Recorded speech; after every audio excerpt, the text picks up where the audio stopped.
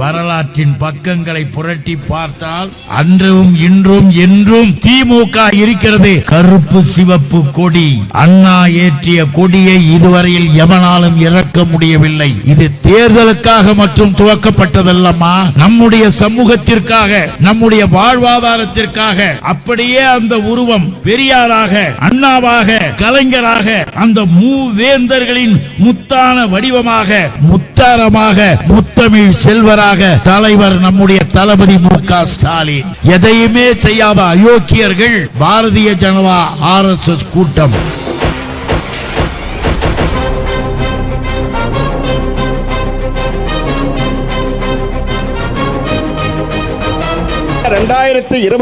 ஆண்டு நடைபெறுகின்ற சட்டமன்ற தேர்தலில் நம்முடைய கழக தலைவர் தளபதி அவர்கள் மீண்டும் முதலமைச்சராக வர வேண்டும். இன்றைக்கு 75 ஆண்டுகள் தொடர்ந்து வெற்றி நடை போடுவதற்கு காரணம் லட்சோப லட்சம் கழக தொண்டர்கள் இந்த இயக்கத்தில் உறுதியோடு இருப்பதன் காரணமாகத்தான். ஒன்றிய அரசு நம்முடைய பட்ஜெட்டை புறக்கணித்து நம்முடைய தமிழ் மக்களை வஞ்சித்ததன் காரணமாக வாழைப்பழம் கொடுப்பதற்கு முன் வந்திருக்கின்றார்கள்.